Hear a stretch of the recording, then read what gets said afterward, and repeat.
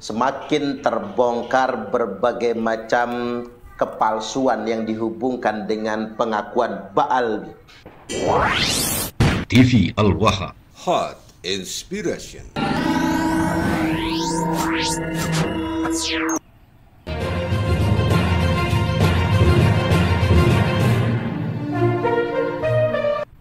Ini ada informasi terbaru, Kiai. Iya. Kiai Mukhlis, Iya. Kiai Mukhlis Jember itu kan punya manuskrip, Kiai. Iya, itu memang dia. Ya kan? Iya. Nah, ternyata di manuskripnya Kiai Mukhlis itu tertulis 1200, Kiai. Iya.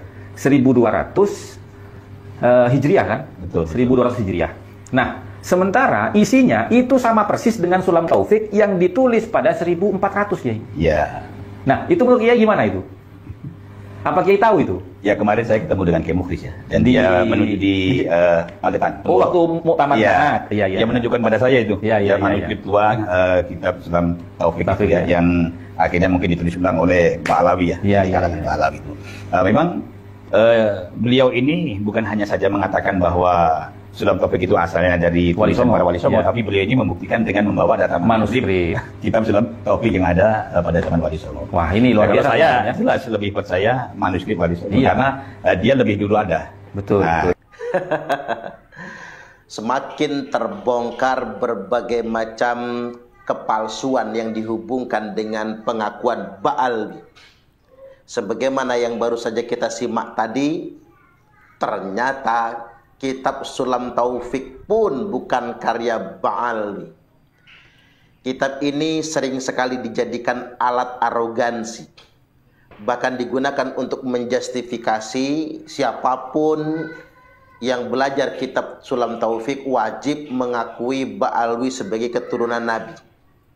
Dan barang siapa yang tidak mengakui Bani Ba'alwi atau para habaib sebagai keturunan Nabiullah Muhammad sallallahu alaihi wasallam, maka batal ilmunya.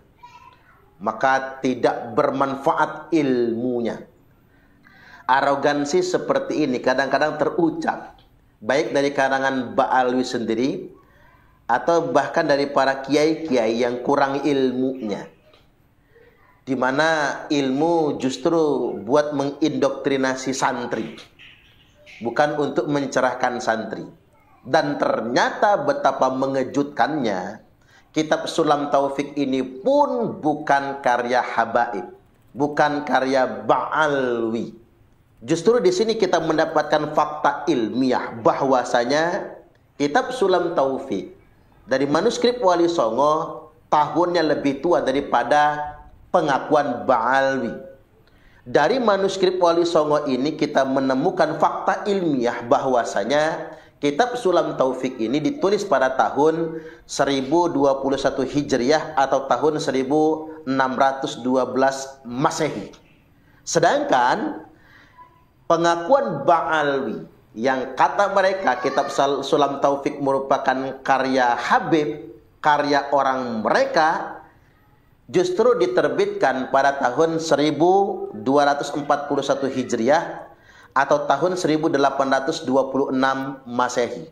Artinya ada rentang jarak waktu 214 tahun lamanya. Nah, sekarang kita akan percaya yang mana? Manuskrip Wali Songo menyebutkan kitab Sulam Taufik ditulis pada tahun 1021 Hijriah.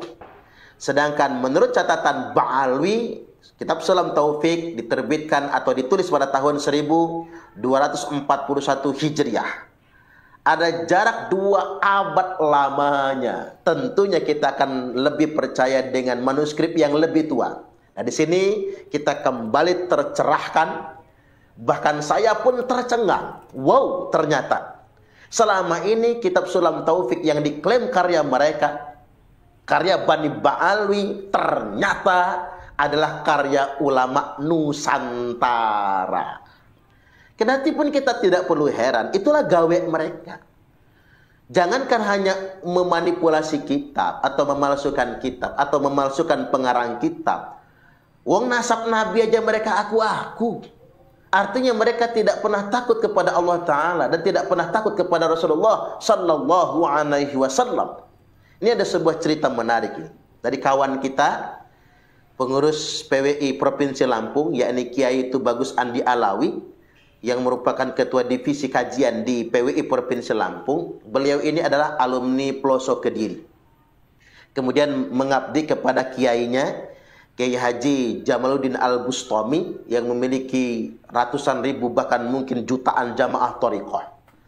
Suatu hari Mbah Yai Jamal mengamanahi beliau untuk menerjemahkan kitab Risalatul Mahid karya Mbah Jazuli Pelosok Kediri. Setelah diterjemahkan kemudian ditasheh oleh Mbah Jazuli, kemudian diterbitkan secara internal, lalu dibagikan kepada jamaah thariqah.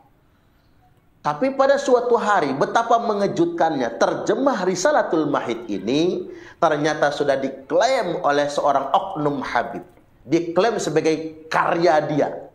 Bahkan diterbitkan oleh yang bersangkutan dengan mencantumkan dirinya sebagai mu'allif.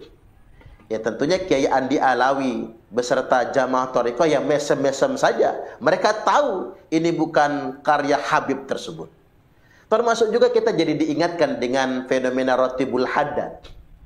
Yang katanya karya Habib Abdullah Al-Haddad. Ternyata dijumpai fakta, matan isi Ratibul Haddad sama persis dengan Ratib Ar-Rifai. Karya seorang sayyid yang jauh lebih tua daripada Ratibul Haddad. Ternyata Ratibul Haddad merupakan hasil plagiat terhadap karya asli dari Syekh Ar-Rifai yang disebut dengan Ratib Ar-Rifai. Inilah sebetulnya kelakuan mereka. Mereka mengarang sejarah seperti orang mengarang bebas. Seakan-akan suatu hari nanti tidak akan ada yang menelitinya. Mereka mengklaim-klaim kitab-kitab para ulama. Seakan-akan orang semua bodoh. Tidak akan ada yang bisa menelitinya suatu hari nanti. Mereka kemudian mengaku-ngaku sebagai anak cucu Nabi dengan penuh meyakinkan. Bahkan menggunakan pengakuan tersebut untuk arogansi, bahkan eksploitasi nasab Nabi. Pada akhirnya kemudian orang membongkarnya. Serapi apapun mereka menyimpannya, serapi apapun mereka coba membohongi umat, entah pada suatu hari pun akan terbongkar. Hari ini sudah tiba, di mana terbongkar kepalsuan nasab mereka yang sengaja dicangkokkan kepada Rasulullah Sallallahu Alaihi Wasallam. Kita jadi diingatkan dengan bagaimana dinasti Fatimiyah yang menguasai Mesir selama 270 tahun lamanya dengan pengakuan mereka sebagai keturunan Nabi. Mungkin waktu itu mereka tidak pernah menyangka kalau kepalsuan mereka itu suatu hari nanti akan terbongkar. Bahwasanya mereka semua akan diporak-porandakan. Mereka anggap pengakuan mereka sudah rapi, umat Islam percaya begitu saja, sehingganya tiba masa Tuan Syekh Abdul Qadir Al-Jilani atau Syekh Abdul Qadir Al-Jailani yang beliau memfatwakan tentang kepalsuan nasab dinasti Fatimiyah dengan Panglima Sultan Salahuddin Al-Ayyubi membongkar kepalsuan tersebut. Sehingganya runtuhnya, hancurnya dinasti Fatimiyah dan kemudian ditemukan fakta ternyata mereka bukan anak keturunan Nabi, tapi asal-usul nasab mereka merupakan kaum Yahudi yang ngaku-ngaku sebagai anak cucu Nabi. Sama dengan upaya menegakkan dinasti Ba'ali di Nusantara ini. Dengan pengakuan mereka sebagai anak cucu Nabi, maka mereka membangun sebuah klaim spiritual kalau mereka lebih mulia dari semua umat Islam yang ada di Indonesia ini. Dengan pengakuan mereka sebagai anak cucu Nabi, mereka mengklaim mereka lebih mulia daripada semua kiai yang ada di Nusantara ini. Bahkan mereka berani mengatakan satu Habib bodoh lebih mulia daripada 70 kiai. Ini merupakan sebuah arogansi spiritual, menegakkan dinasti spiritual, membangun indoktrinasi bahwasanya mereka harus lebih dominan daripada semua bangsa rakyat Nusantara. Barulah kemudian mereka gunakan pengakuan tersebut, mereka gunakan dominasi tersebut untuk membangun sebuah kekuasaan politik. Namun belum sampai ke sana, sudah muncul seorang mujaddid, Kiai Haji Ahmaduddin Utsman Al-Bantani beserta para kiai NU, aktivis-aktivis Nahdiyin, santri-santri yang tercerahkan, membongkar semua kepalsuan tersebut. Ternyata mereka bukan anak keturunan Nabi, sama sekali tidak terbukti berdasarkan catatan kitab nasab, berdasarkan kitab sejarah, bahkan secara saintik DNA mereka DNA Yahudi Askenazi yang jauh berbeda dengan DNA keturunan Rasulullah Sallallahu Alaihi Wasallam. Di sini kita semua bisa menyadari bahwasanya mereka memang selamanya tidak bisa dipercaya. Mereka berani mencakok nasab suci keturunan Rasulullah Sallallahu Alaihi Wasallam. Dengan demikian mereka tidak punya rasa takut kepada Allah Subhanahu Wa Taala, termasuk demi mengamankan dogma dan doktrin mereka, demi mengamankan dinasti Ba'alwi. Mereka berani mengklaim kitab-kitab, teks-teks yang sudah ditulis oleh ulama terdahulu kala, lalu diklaim sebagai karya mereka. Mereka pikir manipulasi dan kebohongan ini tidak pernah terbongkar. Tapi ingat, Allah Subhanahu Wa Taala akan mengutus begitu banyak para ulama yang akan terus menjaga agama ini dari berbagai macam kepalsuan.